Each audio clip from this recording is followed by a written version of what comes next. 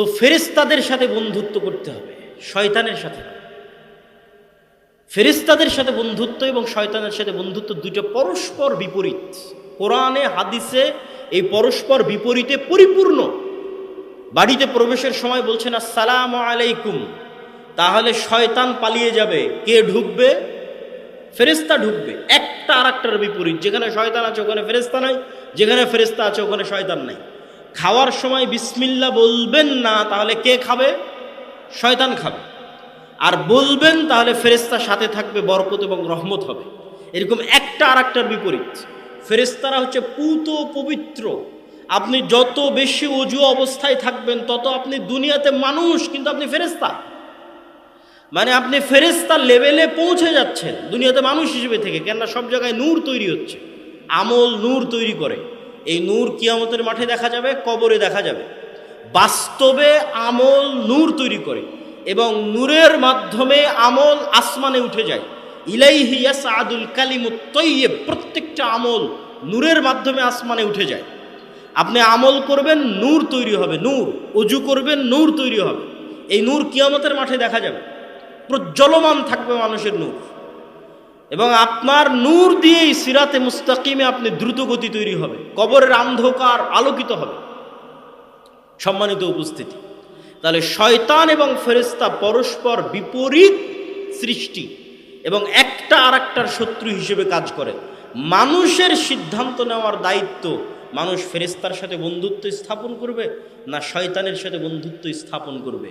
যদি ফেরেশতার সাথে বন্ধুত্ব স্থাপন করে, নেককার বান্দাদের অন্তর্ভুক্ত হয়ে ফেরেশতাদের চেয়েও শ্রেষ্ঠ হয়ে যাবে, ফেরেশতাদের চেয়েও শ্রেষ্ঠ স্তরে পৌঁছে যাবে। কেননা মানুষ তো এমনি ফেরেশতাদের চেয়ে শ্রেষ্ঠ। তাহলে কিছু আমলের কথা আপনারা মনে রাখবেন। অসংখ্য আমল আছে, কিন্তু কিছু আমলের কথা মনে রাখবেন। যেমন দুই একটা উদাহরণস্বরূপ বলি। শুক্রবারের দিন যখন মানুষ মসজিদে প্রবেশ করে, তখন মসজিদের দরজায় ফেরেশতা বসে থাকে এবং নাম লিখতে থাকে কত মানুষ আসবে। খতিব সাহেব খুতবা শুরু করার আগ পর্যন্ত, মিম্বারে ওঠার আগ পর্যন্ত ফেরেশতারা লিখতে থাকে। আর যখন খতিব সাহেব খুতবা দেওয়া শুরু করে, তখন ফেরেশতারা তার লেখা বন্ধ করে দিয়ে খতিব সাহেবের বক্তব্য শ্রবণ করা শুরু করে।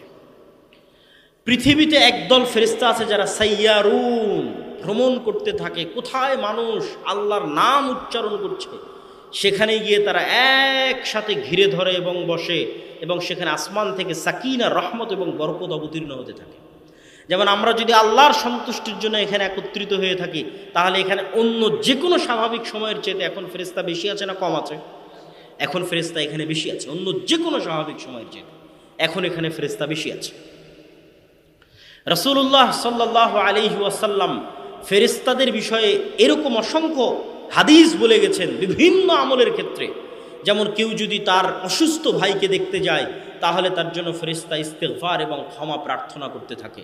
কেউ যদি সালাত আদায় করে সালাতের জায়গায় যতক্ষণ বসে থাকে, জিকির আজকার তাসবিহ তাহলিল পাঠ করবে, ততক্ষণ ফেরেশতা তার জন্য দোয়া করতে থাকবে। যারা সালাতে প্রথম কাতারে দাঁড়ায়, তাদের জন্য ফেরেশতা দোয়া করতে থাকে। এরকম অসংখ্য হাদিস আছে। এগুলোর মাধ্যমে ফেরেশতাদের সাথে বন্ধুত্ব তৈরি হয়। আপনি আপনার সাথে ফেরেশতাকে দেখেও ফেলতে পারেন, অসম্ভব কিছু। ফেরেশতার আলামত এবং অস্তিত্ব অনুভবও করে ফেলতে পারেন, অসম্ভব কিছু। রাসূলুল্লাহ সাল্লাল্লাহু আলাইহি ওয়াসাল্লামের একজন সাহাবী রাতের বেলা কোরআন তেলাওয়াত করতেছে, সহিহ হাদিস। তো ঘোড়ার আস্তাবলের পাশে কোরআন তেলাওয়াত করতেছে। তো কোরআন তেলাওয়াতে ঘোড়া এমনভাবে লাফানো শুরু করেছে যে ওই সাহাবী বলছে যে আমার বাচ্চার উপর ঘোড়া উঠে যেতে পারে, এই ভয়ে আমি তেলাওয়াত বন্ধ করে দিলাম। ঘোড়া যখন থেমে গেল, আবার তেলাওয়াত শুরু করলাম, আবার থামিয়ে দিলাম, আবার তেলাওয়াত শুরু করলাম। 3 বার এই ঘটনা ঘটার পর আমি আর তেলাওয়াত করলাম না। পরের দিন রাসূল সাল্লাল্লাহু আলাইহি ওয়াসাল্লামকে এসে বললাম ঘটনা এই। রাসূল সাল্লাল্লাহু আলাইহি ওয়াসাল্লাম বললেন, তোমার তেলাওয়াতে ফেরেশতারা একত্রিত হয়েছিল। আল্লাহু আকবার। ওই ফেরেশতাদেরকে ঘোড়া দেখতে পাচ্ছিল, এই জন্য সে লাফাচ্ছিল। তুমি যদি সকাল পর্যন্ত তেলাওয়াত অব্যাহত রাখতে, তাহলে মানুষরাও ফেরেশতাদেরকে দেখে নিতে পারত। তাহলে ফেরেশতার অস্তিত্ব আপনি বাস্তবেও দেখে ফেলতে পারেন, অস্বাভাবিক কিছু না। কিন্তু ওই লেভেলের আমল লাগবে, ওই লেভেলের ঈমান লাগবে ফেরেশতার অস্তিত্ব দেখার জন্য। সম্মানিত উপস্থিতি, আজকের বক্তব্যের শেষের দিকে চলে এসেছি। আপনাদের ধৈর্যচ্যুতি ঘটার আগেই বক্তব্য শেষ করব। অতএব অনুরোধ করব, যারা বসে আছেন তারা হাঁটা চলা উঠা বসা না করে মনোযোগের সাথে ন্যূনতম যতটুকু এই বক্তব্য থেকে আপনাদের উপকার হবে সেই উপকার গ্রহণ করার চেষ্টা করুন। আমরা আলোচনা করছি ঈমান বিল গায়েব, অদৃশ্যের উপর বিশ্বাস। চোখে দেখা যায় না এমন জিনিসের উপর বিশ্বাস। তো চোখে দেখা যায় না এমন জিনিসের একটা বড় আল্লাহ ঈমানের লিস্টে আল্লাহর পরে 2 নম্বরে রেখেছে কাদেরকে? মালায়েকা, ফেরেশতাদেরকে। আল ঈমান বিল মালায়েকা। রাসূল সাল্লাল্লাহু আলাইহি ওয়াসাল্লাম বলছেন, দাজ্জাল সমগ্র পৃথিবীতে বিচরণ করবে, কিন্তু মক্কা মদিনায় যখন প্রবেশ করতে আসবে তখন মক্কা মদিনার প্রত্যেকটা দরজায় উন্মুক্ত তরবারি হাতে ফেরেশতাদেরকে পাবে। তো ফেরেশতাদের অস্তিত্ব ভুয়া না বাস্তব অস্তিত্বশীল? বাস্তব অস্তিত্বশীল, ভুয়া নয়।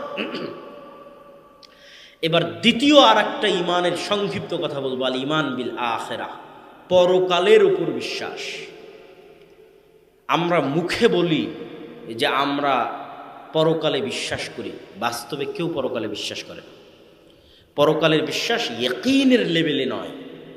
ফলত দেখবেন বাস্তব জীবনে আমরা সকল সিদ্ধান্ত দুনিয়াকে কেন্দ্র করে গ্রহণ করি। একজন 5 ওয়াক্ত নামাজি ব্যক্তিও দুনিয়াকে কেন্দ্র করে সিদ্ধান্ত গ্রহণ করে। একজন সিয়াম পালনকারী ব্যক্তিও দুনিয়াকে কেন্দ্র করে সিদ্ধান্ত গ্রহণ করে। কেননা তার পরকালের উপর বিশ্বাসের মাত্রা ইয়াকিনের লেভেলে নয়। যে পরকালের জীবন প্রকৃত জীবন, দুনিয়ার জীবন কোনো জীবন নয়, এবং পরকালে আল্লাহ আমাদের পুনরায় জীবিত করবেন, এই বিশ্বাসের মাত্রা, যে যেন কিয়ামত হয়ে গেছে, যেন আমরা মৃত্যুবরণ করেছি অতীতকাল।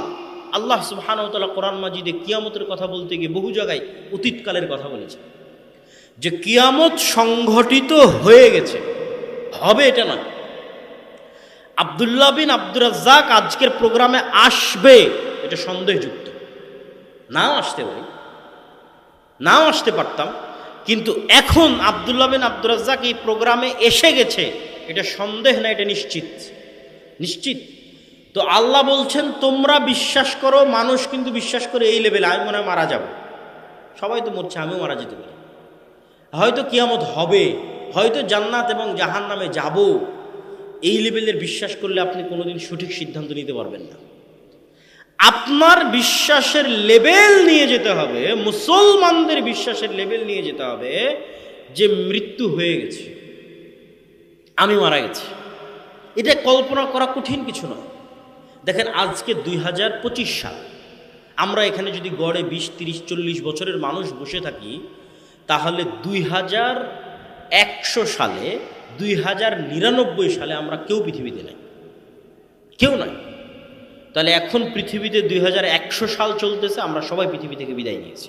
অন্তত এখানে যতজন উপস্থিত আছে কেউ নাই পৃথিবীতে, সবাই পৃথিবী থেকে বিদায় নিয়েছে অতীতকাল। এবং কিয়ামত সংঘটিত হয়ে গেছে, হবে, এটা আবার কি হয়ে গেছে সংঘটিত। কবর এবং কিয়ামতের মাঠের বিচার সব সম্পূর্ণ হয়ে গেছে। এখন আমরা জান্নাতে অথবা জাহান্নামে আছি। জাহান্নামের কথা বাদ দিলাম, আল্লাহ আমাদের জাহান্নাম থেকে হেফাজত করুন, আল্লাহুম্মা আমিন। মনে করেন জান্নাতি আছে। এখন জান্নাতের সর্বনিম্ন স্তর, যেটা আল্লাহ সুবহানাহু তাআলা ধরেন আমাদেরকে জান্নাতের সর্বনিম্ন স্তরে দিয়েছে। এখন জান্নাতের সর্বনিম্ন স্তরই ধরেন গোটা আসমান এবং জমিনের সমান। আল্লাহু আকবার। তো জান্নাতের সর্বনিম্ন স্তরে গিয়ে জান্নাতীর আফসোস, জান্নাতের সর্বনিম্ন স্তরে গিয়ে জান্নাতীর আফসোস। পৃথিবীতে আপনি যদি স্তরের পার্থক্য বুঝতে চান, কিভাবে বুঝবেন? যখন ট্রেনে সফর করেন, AC seat, AC berth, non AC, আর একদম স্ট্যান্ডিং টিকিট, দাঁড়ানো, কোনো সিটি নাই। এটা হলো স্তর। একজন টিকিট নিয়েছে দাঁড়িয়ে যাবে, একজন টিকিট নিয়েছে বসে যাবে কিন্তু নন এসি, একজন টিকিট নিয়েছে বসে যাবে কিন্তু এসি, আর একজন টিকিট নিয়েছে শুয়ে যাবে, এসি বার্থ। স্তরভেদ। আপনাদের এখানে পুরো গ্রামে অসংখ্য বাড়ি আছে, কোনো বাড়িতে ফ্যান আছে, কোনো বাড়িতে এসি আছে, কোনো বাড়িতে ফ্যানও নাই, এসিও নাই, কারেন্টও নেই। কোনো বাড়ি মাটির, কোনো বাড়ি পাকা, কারো বাড়ি বড়, কারো বাড়ি ছোট। কারো বাড়িতে টয়লেট আছে হাই কোমোড, লো কোমোড, অসংখ্য স্তরভেদ। তো দুনিয়ার স্তরভেদের চাইতে জান্নাতের স্তরভেদের পার্থক্য এত বেশি হবে যে জান্নাতের স্তরভেদের কারণে জান্নাতীদের মধ্যে যে আফসোস তৈরি হবে তার একটা স্তরভেদ বলি, সেটা হচ্ছে আল্লাহ সুবহানাহু ওয়া তাআলার দর্শন। সর্বোচ্চ স্তরের জান্নাতীরা যারা হয়তো মুহাম্মদ সাল্লাল্লাহু আলাইহি সাল্লামের সাথে থাকবে, তারা হয়তো সব সময় আল্লাহর সাথেও থাকবে, তথা আল্লাহ সুবহানাহু ওয়া তাআলাকে সব সময় দেখবে। তারপরের স্তরের জান্নাতীরা হয়তো আল্লাহ সুবহানাহু ওয়া তাআলাকে মাসে দেখতে পারে, সপ্তাহে দেখতে পারে। তারপরের স্তরের জান্নাতীরা হয়তো আল্লাহ সুবহানাহু ওয়া তাআলাকে কয়েক বছরে দেখতে পারে। আর আমরা হয়তো যেই সর্বনিম্ন স্তরে আছি, সেই সর্বনিম্ন স্তরে হাজার বছরে, লক্ষ বছরে হয়তো একবার আল্লাহ সুবহানাহু ওয়া তাআলাকে দেখা যায়। তো হাজার এবং লক্ষ বছরে যখন একবার আল্লাহ সুবহানাহু ওয়া তাআলাকে দেখা যায়, তারপরে যখন আর আল্লাহ সুবহানাহু ওয়া তাআলাকে দেখা যায় না, তখন ওই জান্নাতীর অন্তরে যে আফসোস তৈরি হবে যে দুনিয়াতে যদি আর একটু জিকির করতাম, আর একটু আল্লাহ সুবহানাহু ওয়া তাআলাকে স্মরণ করতাম, তাহলে হয়তো আজকে আরেকটু উপর লেভেলের, আরেকটু উপরের স্তরের জান্নাতে থাকতাম। কল্পনা হবে অতীতকাল। এটা সত্য, এটাই সত্য। কিভাবে সত্য? আল্লাহ সুবহানাহু ওয়া তাআলা যে আপনাকে জীবিত করতে পারবে তার অসংখ্য প্রমাণ আল্লাহ সুবহানাহু ওয়া তাআলা দিয়েছে। এটা যখন আর একদিন এটার উপর বিস্তারিত আলোচনা করব যে পরকাল কেন সম্ভব, কিভাবে সম্ভব, সেই দিন বলবো। আজকে শুধু একটা পয়েন্ট বলি যে পুনরুজ্জীবন সম্ভব, পুনরায় মানুষকে মরার পরে জীবিত করা সম্ভব। তার এক নম্বর প্রমাণ হচ্ছে আল্লাহ মৃত্যুর পর জীবিত করাকে এই আধুনিক যুগ আসার আগেই ডাল ভাতে পরিণত করে দিয়েছে। কিভাবে ডাল ভাতে পরিণত করেছেন? কোরআন খুঁজলে অন্তত 10-এর কাছাকাছি ঘটনা পাওয়া যাবে যেখানে মৃতকে জীবিত করা হয়েছে। আর 2 জন মানুষকে মৃতকে জীবিত করার ডাল ভাতের মতো ক্ষমতা দেওয়া হয়েছে। আরও যদি আপনার কাছে সহজ করে বলি যে আজ থেকে 100 বছর আগে আমার কথা সরাসরি মানুষ আমেরিকা, ইংল্যান্ডে শুনবে, এটা মানুষ পাগল বলবে, যে পাগল বলতেছে। এখন ডাল ভাত হয়ে গেছে। মৃতকে জীবিত করা এই পৃথিবীতে ডাল ভাত হয়ে যাবে। মৃতকে জীবিত করা মানুষের জীবদ্দশায় ডাল ভাত হয়ে যাবে কিয়ামত হওয়ার আগে। মৃতকে জীবিত করা, মানুষ মৃতকে জীবিত করে, আর মানুষ মৃতকে জীবিত করেছে আল্লাহর অনুমতিতেই করবে। আল্লাহ নিজে এই জন্য করার ঘটনা কোরআনে উল্লেখ করেছেন, যে ঘটনাগুলো আল্লাহ বাস্তবে করেছে। ইব্রাহিম আলাইহিস সালাতু ওয়াস সালাম বলছে আল্লাহ মৃতকে পুনরায় জীবিত করবে, এটা তো বিশ্বাস করি, ঈমান বিল আখিরা আছে, পরকাল হবে আছে, ইয়াকিনের স্তরে নাই। ইয়াকিন চাই যে পরকাল হবে। তাহলে ঠিক আছে, তোমাকে ইয়াকিন দিচ্ছি, 4টা পাখি নিয়ে আসো, 4টা পাখি জবাই করে গোস্ত মিক্স করে 4 পাহাড়ে ফেলে দিয়ে ওই 4টা পাখির নাম ধরে ডাকো। ইব্রাহিম আলাইহিস সালাম 4টা পাখি নিয়ে আসলো, 4টা পাখি জবাই করলো, গোস্ত মিক্স করলো, 4টা পাহাড়ে ফেলে দিয়ে পাখির নাম ধরে ডাকলো, পাখি উড়ে চলে আসলো। ইয়াকিন হয়েছে ইব্রাহিম যে আমি মৃতকে জীবিত করতে পারি। ইয়াকিন, বাস্তবে চোখে দেখলো যে আল্লাহ মৃতকে জীবিত করতে পারে। মূসা আলাইহিস সালাতু ওয়াস সালামের সাথে একদল মানুষ গেছে তুর পাহাড়ে, আল্লাহকে দেখবে। তাই লান নুমিনা লাক হাত্তা নারাল্লাহ জাহরাতান ফাআখাযাতহুমুস সায়কাতু। তো আল্লাহর নূরের তাজাল্লিতে সব স্পট ডেড, মারা গেছে। মূসা আলাইহিস সালাম বলছে আল্লাহ বিপদ, এখন যদি মানুষজনের কাছে ফিরে যাই বলবে সবকে মেরে ফেলে দিয়ে এসেছে, জীবিত করে দেবে। আল্লাহ বলছেন সুম্মা বা'আথনাকুম, তারপরে এই সমস্ত মৃতদেরকে ওদের চোখের সামনে আবার জীবিত করে দিলাম, মৃতকে জীবিত করে দিলেন। একজন নবী এক গ্রামের পাশ দিয়ে অতিক্রম করতেছে, কোরআনের ঘটনা। তো ওই গ্রাম পুরো বিলীন হয়ে গেছে, গোরস্থান, বিশাল গোরস্থান, বিশাল কবরস্থান। নবী মনে মনে বলছে, নবীর মনের কথা, আল্লাহ কি আসলে মৃত ব্যক্তিকে জীবিত করতে পারবে? বিশাল গ্রাম ধ্বংস হয়ে গেছে, কেমনি এদের আল্লাহ জীবিত করবে? তো আল্লাহ স্পট ডেড নবীকে সাথে সাথে মৃত করে দিয়েছে। তখন 100 বছর পর নবীকে জীবিত করেছে। জীবিত করার পর নবীকে বলছে তোমার খাবারের দিকে তাকিয়ে দেখো, খাবার নষ্ট হয় না। তোমার ঘোড়ার দিকে তাকিয়ে দেখো, ঘোড়া হাড় গোড় সব শেষ হয়ে হাড় হুড্ডি হয়ে গেছে, সে হাড় হুড্ডির উপর আমি গোস্ত লাগিয়ে ঘোড়াকে জীবিত করে দিলাম। আর তুমি বলো তুমি কতদিন মৃত অবস্থায় ছিলে? বলে আল্লাহ হয়তো 1 দিন অথবা হাফ দিন অথবা 2 দিন 3 দিন। তো বলে না, তুমি 100 বছর মৃত অবস্থায় ছিল। তো এখন 100 বছর মৃত অবস্থায় ছিল, খাবার একটুকু নষ্ট হয়নি, আবার ঘোড়ার হাড়গোড় হয়ে গেছে, আবার নবী বলছে আমি 1-2 দিন ছিলাম। এরকম সেম ঘটনা আসহাবে কাহাফের ক্ষেত্রে ঘটেছে। আসহাবে কাহাফের সূরা কাহাফ পড়লে কেন দাজ্জাল থেকে বাঁচা যাবে, সূরা কাহাফে এরকম 4টে ভয়ঙ্কর ভয়ঙ্কর ঘটনা আছে, যে ঘটনাগুলো দাজ্জাল এবং পরকালের সাথে কানেক্টেড। তো আসহাবে কাহাফে কি হয়েছে, 309 বছর তারা ঘুমন্ত ছিল, এক প্রকার মৃত ছিল, তাদেরকে আল্লাহ জীবিত করেছে। মুসা আলাইহিস সালাতু ওয়াস সালামের যুগে একজন ব্যক্তিকে আরেকজন ব্যক্তি হত্যা করে দিয়েছে। মুসা আলাইহিস সালামের কাছে বিচার নিয়ে এসেছে, মুসা আলাইহিস সালাম আল্লাহর সাহায্য চেয়েছে, আল্লাহ বলছে এইভাবে একটা গরু জবাই করো, বিভিন্ন প্রশ্ন। মুসা আলাইহিস সালাতু ওয়াস সালাম শেষ পর্যন্ত গরু জবাই করলেন, গরুর গোশত মৃত ব্যক্তির গায়ে লাগানো হলো, মৃত ব্যক্তি জীবিত হয়ে বলল উমুক আমাকে হত্যা করেছে। আচ্ছা, এগুলোতে গেল ইন্ডিভিজুয়াল একটা দুইটা হালকা পাতলা ঘটনা। এবার চলে আসে ডাল ভাত। ঈসা আলাইহিস সালাতু ওয়াস সালাম ডাল ভাত, মৃতকে জীবিত করা 24 ঘন্টা। অমুক মারা গেছে, গায়ে হাত দিয়ে বিইজনিল্লাহ আল্লাহর নামে জীবিত হয়ে গেল। একটা মাটি নিয়ে এসছে, মাটির তৈরি মাটি দিয়ে পাখির মতো আকৃতি তৈরি করেছে, বিইজনিল্লাহ ফু দিয়েছে, পাখি হয়ে আকাশে উড়ে চলে গেল। ঈসা আলাইহিস সালাতু ওয়াস সালাম মৃতকে জীবিত করেছেন ডাল ভাতের মতো, এটাই তার মুজিজা, আল্লাহর অনুমতিতে। এবার আপনারা তো দেখছেন গত 100 বছরের সভ্যতা কিভাবে পরিবর্তন হয়ে গেছে, চেঞ্জ হয়ে গেছে সভ্যতা। এরই ধারাবাহিকতায় যখন দাজ্জাল আসবে, তখন দাজ্জালকেও আল্লাহ মৃতকে জীবিত করার ক্ষমতা দিবেন ডাল ভাতের মতো। আল্লাহর সৃষ্টি মানুষ, দাজ্জাল আদমের সন্তান, আল্লাহর সৃষ্টি। ঈসা আলাইহিস সালাতু ওয়াস সালাম আদমের সন্তান, আল্লাহর সৃষ্টি। আল্লাহর অনুমতিতে, আল্লাহর দেওয়া ক্ষমতা ঈসা আলাইহিস সালাম মৃতকে জীবিত করতেন ডাল ভাতের মতো। আল্লাহর দেওয়া ক্ষমতায়, আল্লাহর অনুমতিতে দাজ্জাল কিয়ামতের পূর্ব মুহূর্তে মৃতকে জীবিত করবে ডাল ভাতের মতো। পরকাল এত বাস্তব, মানুষ মৃতকে জীবিত করবে, তো আল্লাহ তো বহু দূরের কথা। তো মানুষ মৃতকে জীবিত করেছে ডাল ভাতের মতো ঈসা আলাইহিস সালাতু ওয়াস সালাম আল্লাহর অনুমতিতে। মানুষ মৃতকে জীবিত করবে দাজ্জাল আল্লাহর অনুমতিতে, অতি দ্রুত, অতি নিকটে। এই আসলো বলে, এই হলো বলে মানুষকে ডাক দিয়ে বলবে তোমার বাপ দাদা 14 গোষ্ঠী সব মৃতকে জীবিত করে দিই কবর থেকে। বলে দেন, সব মৃতকে কবর থেকে জীবিত করে দিবে। এটা বাস্তব সহিহ হাদিস। আপনার মৃত দাদা জীবিত অবস্থায় উঠে আসবে, আপনার মৃত পিতা জীবিত অবস্থায় উঠে আসবে। দাজ্জাল বলবে এবার বলো আমার উপর ঈমান আনবা কিনা। কি ভয়ঙ্কর ফিতনা! পৃথিবীর যেটা সবচেয়ে বড় অসম্ভব, সেটা আল্লাহ ডাল ভাত করে দিবেন, সেটা হচ্ছে মৃতকে জীবিত করা।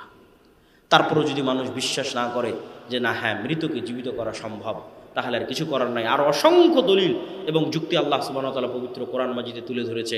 তাহলে আলোচনার সারমর্ম সামারিতে ফিরে আসে। যখন একদল মানুষের চিন্তা হবে পরকালমুখী, যে মরেই তো গেছে, তাহলে দুনিয়াবি সফলতার মানদণ্ড নিয়ে চিন্তা হবে না যে কি এমপি আমি যদি এটা না করি, এখন দুর্গাপূজার মন্দিরে গিয়ে যদি পাহারা না দিই, তাহলে মানুষ তোমাকে ভোট দিবে না। কেননা চিন্তা কি? দুনিয়াবি। চিন্তাটা কি বলেন তো? দুনিয়াবি। যখন ঈমান বিল গায়েব, ইয়াকিনের স্তরে, যে আল্লাহর ফেরেশতা তো আমার সাথে আছে, দুনিয়া তো কিছুই নয়, পরকাল বাস্তব। যখন শুধু এই দুইটা আকীদা এবং বিশ্বাস ইয়াকিনের লেভেলে চলে যাবে, তখন মানুষ অন্তত আর দিনকে বিক্রি করবে না। না হলে দেখবেন যে এটা এখন বাংলাদেশে বাস্তব ঘটতেছে, যে আপনি ভোটারের মন জয় করার জন্য দিনকে বিক্রি করছেন। আবার ঠিকই যখন ইসকন হিন্দুত্ববাদী, তারা যখন মসজিদের ইমামকে পর্যন্ত গুম করে ফেলতেছে, উঠিয়ে নিয়ে যাচ্ছে, তখন সবাই চুপ। কেন চুপ? কেননা এখানে অন্যরা নাখোশ হবে, যারা নাখোশ হলে আমরা ক্ষমতা নাও পেতে পারি। তাহলে আমি বিশ্বাস করে ফেলেছি কি, যে ক্ষমতার উৎস তাদের কাছে। আর বিশ্বাস যদি মুসা আলাইহিস সালামের লেভেলের হয়, তাহলে কি বিশ্বাস হবে?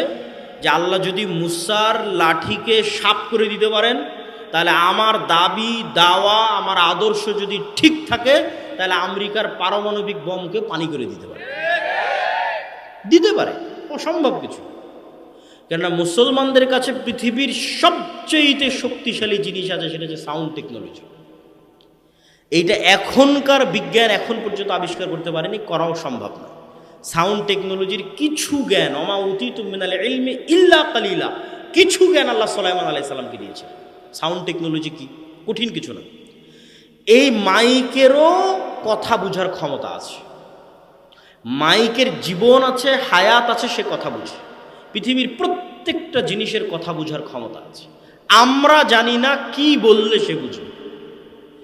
সুলাইমান আলাইহিস সালামকে আল্লাহ শিখাইছিলেন যে গরুকে কি বললে গরু বুঝবে, আর গরু কি বলছে তুমি কেমনে বুঝবে।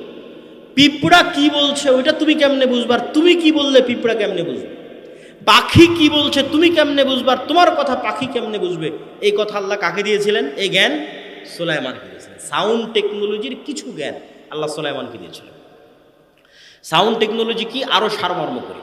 আল্লাহ সুবহানাহু ওয়া তাআলা সারা পৃথিবী সৃষ্টি করেছেন কুন ফায়াকুন, সব সৃষ্টি করেন আল্লাহ হাও হয়ে যাও, আওয়াজ দিয়ে। আওয়াজ পৃথিবীর সবচেয়ে পাওয়ারফুল জিনিস হচ্ছে আওয়াজ। আর সমগ্র পৃথিবী আল্লাহ ধ্বংস করে দিবেন আওয়াজ দিয়ে। ইসরাফিল যখন বাঁশিতে ফু দিবে তখন আওয়াজ বের হবে।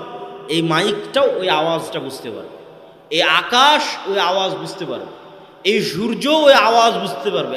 আওয়াজ বুঝে সূর্য ভেঙে পড়ে যাবে, আকাশ আওয়াজ বুঝে ভেঙে পড়ে যাবে, আওয়াজে ভেঙে চূর্ণ বিচূর্ণ হয়ে যাবে। আওয়াজ হচ্ছে পৃথিবীতে সবচেয়ে পাওয়ারফুল। আর এখন পৃথিবীতে সবচেয়ে পাওয়ারফুল হচ্ছে ওয়েভ, লাইট, আলো। ওই ইরানের বিজ্ঞানীদের হত্যা করা হয়েছে, তারপরে কাতারে হামাসের নেতাদের হত্যা করা হয়েছে শুধু মোবাইল বিস্ফোরণের মাধ্যমে। তথা ইসরায়েল থেকে এমন টপ টেকনোলজির ওয়েভ নির্গত করা হয়েছে, এই মোবাইল সেই ওয়েভটা বুঝে, আমার মোবাইলও বুঝে। ওই ওয়েভ রিসিভ করা মাত্র এই মোবাইল বিস্ফোরণ হয়ে যায়। ওয়েভ রিসিভ করা মাত্র বোঝে। তাহলে ওয়েভ যেমন এই মোবাইল রিসিভ করতে পারে, এই মোবাইল আওয়াজও বুঝে। সে আওয়াজ আমি জানি না। এই জন্য রাসূল সাল্লাল্লাহু আলাইহি ওয়াসাল্লাম বলছেন কিয়ামতের পূর্ব মুহূর্তে মুসলমানদের আল্লাহু আকবার আওয়াজে প্রাচীর পড়ে যাবে, আওয়াজে প্রাচীর পড়ে যাবে। আওয়াজ সবচেয়ে মোস্ট পাওয়ারফুল। এই জন্য কোরআন আওয়াজ। কোরআন কার আওয়াজ বলেন তো? আল্লাহর আওয়াজ। আল্লাহ সুবহানাহু ওয়া তাআলার কথার আওয়াজ আছে, সাউন্ড অফ আল্লাহ। আল্লাহ সুবহানাহু ওয়া তাআলার আওয়াজ হচ্ছে কোরআন। তাহলে পৃথিবীর সবচেয়ে শক্তিশালী টেকনোলজি মুসলমানদের কাছে আছে, কিন্তু ওইটার উপর ঈমান ইয়াকিন মুসলমানদের নেই। তখন মুসলমানেরা কম্প্রোমাইজ করতেছে। এই কম্প্রোমাইজের রাস্তা দিয়ে কোনোদিন দিন প্রতিষ্ঠা হবে না। আল্লাহর জমিনে আল্লাহর ঈমান বিল গায়বের উপর ইয়াকিনের মাধ্যমে, কোরআনের প্রত্যেকটা আয়াতের উপর ইয়াকিনের মাধ্যমে বিজয় অর্জন হবে। তাতে শক্তিশালী ব্যক্তি ফিরআউনের চেয়েও যদি শক্তিশালী হয়। আল্লাহ সুবহানাহু ওয়া তাআলা আমাদের কবুল করুক, আল্লাহুম্মা আমিন। আমাদের ঈমানকে আল্লাহ সুবহানাহু ওয়া তাআলা মজবুত করে দিক, আল্লাহুম্মা আমিন। ওয়া আখিরু দাওয়ানা আনিল হামদুলিল্লাহি রাব্বিল আলামিন। আসসালামু আলাইকুম ওয়া রাহমাতুল্লাহি ওয়া বারাকাতুহু। মাশাআল্লাহ, জাযাকুমুল্লাহু আহসানাল জাযা। শেখ আজকে যে